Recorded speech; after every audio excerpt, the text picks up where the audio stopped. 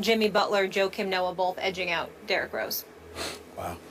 As we approach the quarter mark in the NFL season, power rankings for Week 4 are hot off the press, and here is your top 10. Take a look, marinate on those. Leading the pack, the Patriots, no surprise there, followed by the Cardinals, Packers, Broncos, and Bengals in the top 5, and then you see the rest of the 10.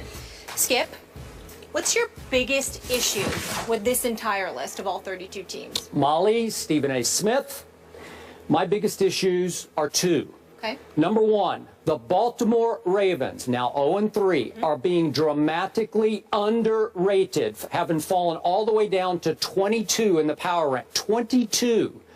And I also think the Minnesota Vikings are being dramatically overrated as they have risen all the way at 2-1 up to number 13 in the power index. Now, let me make my case for Baltimore first. Obviously, they're about to play tomorrow night against your Steelers in Pittsburgh featuring Michael Vick. If Baltimore wins this game, and I'm ready to go on record, I think Baltimore will win this game. Baltimore, by the way, is favored by 2.5 in this game. Just take that to your bank real quick. They're favored by 2.5. Okay. I think they will win this game. I think they will get on a roll against a schedule that I find pretty easy. And I know most NFL schedules aren't, it's hard to call it easy, but by NFL standards, this is an easy schedule because they got the Jaguars, they got the Browns obviously twice, they got the Rams at home, San Diego at home, they get to go to San Francisco, and that, I put get to, you know, and the emphasis on get to go to San Francisco, and they do have Kansas City at home, and that's on top of all their other division games, obviously. But Joe Flacco has been pretty extraordinary in his games at Pittsburgh. He's won 4 times against your Steelers in Pittsburgh out of 10 tries. He's won a playoff game at Pittsburgh last year. So I think Joe Flacco is going to feel real good about himself going to Pittsburgh. Now, if you want to fire back at me and say at 0-3, they've just learned how to lose games, like they're just going to play close enough to be in the game and then lose it, you can feel free. You can tell me that without Mr. Suggs, my friend Terrell Suggs, that they've lost too much leadership as well as ability. He's an aging player, obviously, at 33, but he still brought a lot of pop to that defense and obviously to that locker room. If you want to make that case, I'm fine with it. I think this roster is much better than it's played so far. And by the way, all 3 games it played went to the wire. They could have won all 3 times. They probably should have won at Denver. Flacco threw a great pass to Crockett Gilmore in the end zone, hit him right in the hands, and 2 Broncos came across and made a hellacious play to save the day and save the game in that one. Then they had to stay out west. They went to the Raiders. We're going to talk about the Raiders a little. I also think the Raiders are being underrated, but I'm going to save that for a little bit. But remember, that game was 37-33 because Derek Carr hit Seth Roberts with 30 seconds left for a touchdown from 12 yards out. That won the game 37-33, so they probably should have won that game. And then we know what happened against the Bengals, and we're both saying, hey, the Bengals are better than we thought. But that game, the Ravens led that until 2:16 were left in that game at home. They had a chance to close that deal until Andy Dalton finally hit A.J. Green from 7 yards for a touchdown to win the game. So they could have, maybe should have won all 3 games.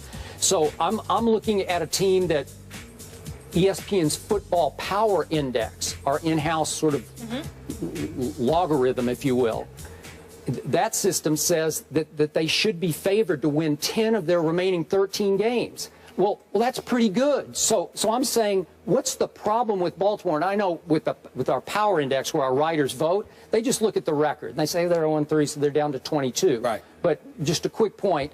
The flip side of this is the Vikings. Okay, so they lost a game at San Francisco, and we now kind of know what the 49ers are and what they're not. But they lost 20-3. Then they beat Detroit 26-16. We're kind of seeing what Detroit is and mostly what it is not, Can't run the ball. Right. And then San Diego, we're starting to see what they are and what they definitely are not. And they beat them 31-14. That's overrated. They're not going to be that good. They're not going to make the playoffs. I said it before the year. I don't think they're any threat to Aaron Rodgers' Packers in that division. So those are my two big issues, and obviously Minnesota is all the way up at 13. Well, first of all, I completely disagree with you about the Ravens. Okay. I think that they belong, they may not belong at number 22. Like, for example, I don't think the Chargers, even at 1 and 2, deserve to be ranked ahead of the Ravens, personally. That's just my personal belief. But when you're 0-3, you're 0-3. When you've lost Terrell Suggs after letting McPhee get away to Chicago and you can't defend against the run, then you really got a problem. Okay, so I look at the Baltimore Ravens and I say that's problematic. Not only that, but when you look at them and they can't run the football, Justin Forsett has really dropped off. Yeah, so far. compared to last year. So far compared to last year. And you combine that last with Steve Smith Jr., what a beautiful name, by the way, him being Steve Smith Sr., I'm sorry, when you consider... no, you're senior, he's junior. Well, I ain't, right? no, I'm Stephen A., but Oh, I mean, okay. if there was a Stephen A. Smith Sr. and he said that would be different. Okay. But I'll give him the senior title right now. It doesn't bother me at all. He's big time.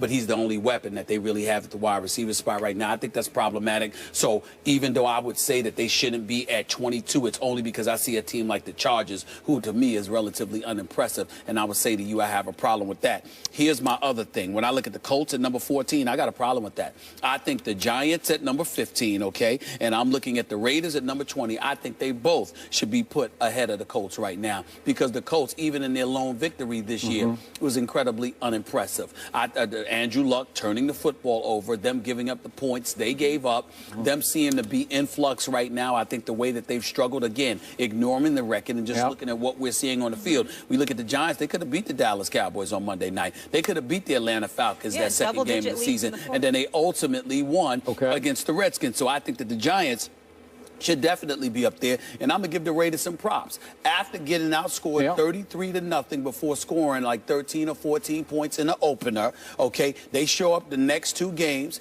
and they show out and they produce. Okay, we'll save it, because we're gonna get to them. But I agree with you on that. We'll get to them, so I want to elevate the Raiders. Then I look at the Dolphins at number 23, and I'm saying to myself, why are they not lower? Why are the Titans lower than them? With Mariota, yeah, they lost the last two games, but they won their opener, and as far as I'm concerned, they've been more competitive than the Dolphins, and they look to be on the way up, and the Dolphins look to be on the way down. I would put the Titans ahead of the Dolphins, and I would even put the Browns ahead, because even though the Browns got blown out, we know they had some quarterback issues and what have you, but they were relatively competitive. When you look at what Johnny Manziel did, that was definitely impressive. And then their loss to the Raiders this past weekend, they played decent football. Again, they're going this way, it seems to me, although incrementally, considering the lack of weapons that they have at their disposal. And the Dolphins, to me, are not living up to expectations. So I think I would give them the edge over the Dolphins. And then I look at, yes, the Tampa Bay Buccaneers.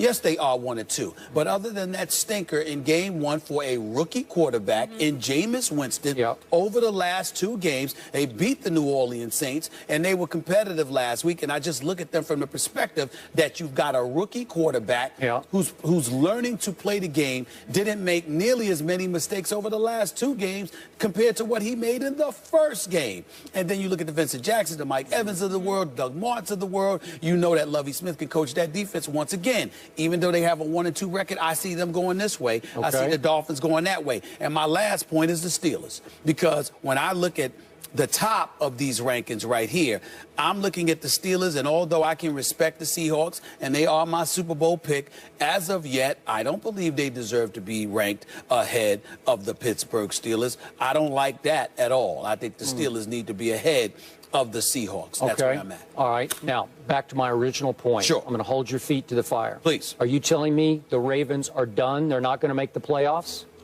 I think it looks that way, Skip. Okay. I think, you know what? If they lose this game to Pittsburgh tomorrow night, I think it's safe to say they're pretty much done at 0-4. I think the Steelers are going to have the challenge of their life, because there's a desperate Ravens team that's going up against Michael Vick, not Big Ben Roethlisberger. That's why I'm going to think about that pick even more, because the Ravens back against the wall. They lose this game, they're not making the playoffs. The season's over. Okay. I'm going to dig in. They will not lose this game, and I give them still a very good shot at winning this division, even from 0-3. I got you. Okay? I got you. That's how much respect I have for the head coach and the general manager. I have tremendous respect for Ozzie Newsome and John Harbaugh. You know that. But I think there comes a point in time in a season where it just ain't your year.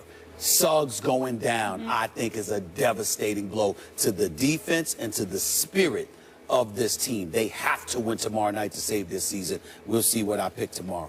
get Justin Forsett going again. I don't know, Yes. that Vikings one, I agree with you. 13, that seems a little steep there Yes. as well. Skip and Stephen A. call him the best coach ever, but many are calling for his job. We'll get into the Larry Brown situation on the other side of the break. Stay here.